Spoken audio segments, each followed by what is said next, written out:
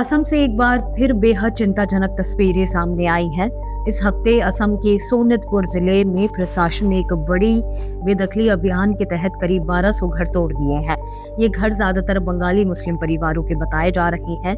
ये कार्रवाई 5 और 6 जनवरी को की गई। असम सरकार का कहना है कि ये जमीन बुराजपुरी वन्यजीव अभयारण्य के भीतर थी और वहां कथित तौर पर अवैध अतिक्रमण किया गया। मुख्यमंत्री हेमंत बिस्वा शर्मा ने कहा कि लगभग 650 हेक्टेयर जमीन को अतिक्रमण मुक्त कराया गया है।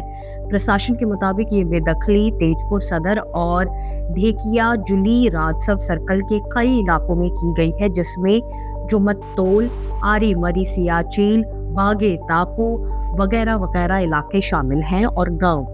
अधिकारियों का दावा है कि इन इलाकों में लोगों ने जंगल के भीतर घर बनाए थे और खेती कर रहे थे। बेदखली से पहले कई परिवारों ने अपने घर खुद ही तोड़ दिए और इलाका छोड़ दिया, लेकिन कड़ाके की ठंड की वजह से कई परिवार वहीं रुके रहे और प्रशासन से फसल काटने तक समय देने की मांग की। इसके बावजूद कार्रवाई नहीं रोकी गई। सोनितपुर में जिला आयुक्त आनंद कुमार दास ने साफ कहा कि जो लोग वन क्षेत्र में रह रहे हैं उन्हें सर्दी के मौसम में भी छूट नहीं दी जाएगी। प्रशासन का कहना है कि कानून सभी पर समान रूप से लागू होता है, लेकिन जिन परिवारों के घर टूटे हैं उनका कहना है वो दशकों से वहां रह रहे थे। कई लोगों ने बताया कि उनके पूर्वज ब्रह्मपुत्रा नदी के कटाव में अपनी जमीन खो देने के बाद इन इलाकों में आके बसे थे। उनका दावा है कि वो किसी अपराधी की तरह नहीं बल्कि मजबूरी में वहां रह रहे थे। ये पहली बार नहीं है जब असम में इस तरह की कार्रवाई हुई हो। फरवरी महीने में असम प्रशासन ने इसी बुराजपुरी अभयारण्य और उसके आसपास के इलाकों में करीब 2099 हेक्टेयर जमीन खाली करवाई थी। इसे राज्य की सबसे बड़ी बेदखली कार्रवाइयों में से एक बताया गया था। असम में भाजपा सरकार आने के बाद से अलग अलग जिलों में लगातार ऐसे अभियान चलाए जा रहे हैं, जिनका असर ज्यादातर बंगाली भाषी मुसलमानी इलाकों पर पड़ा है।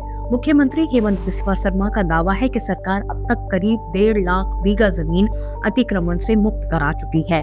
इन अभियानों का विरोध भी तेज हो रहा है। जुलाई 2023 से गोलपाड़ा जिले के बेतबारी इलाके में बेदखली के दौरान पुलिस फायरिंग हुई, जिसमें एक व्यक्ति की मौत हो गई और कई लोग घायल हुए थे।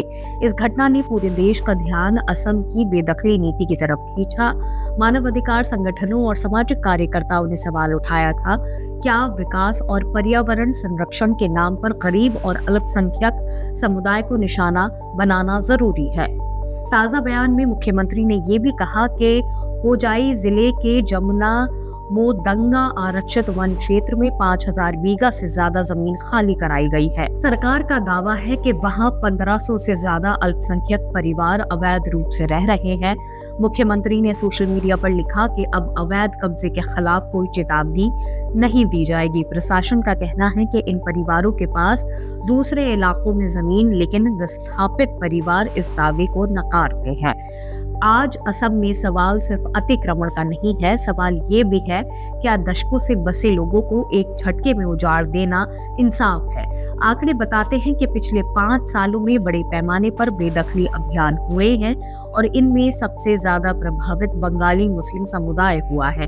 सरकार इसे कानून व्यवस्था और पर्यावरण संरक्षण से जोड़ती है, जबकि जमीन गंवाने वाले लोग इसे अपनी पहचान और अस्तित्व पर हमला मानते हैं। यही वजह है कि असम की ये घटनाएं अब सिर्फ राज्य का मुद्दा नहीं रही है, बल्कि देश भर से बहस का विषय बन चुकी हैं। फिलहाल आपका इस मुद्दे पर क्या सोचना है हमें बताएं। ऐसी ही और वीडियोस देखने के लिए जुड़े रहिए ऑब्जर्वर पोस्ट के साथ। शुक्रिया।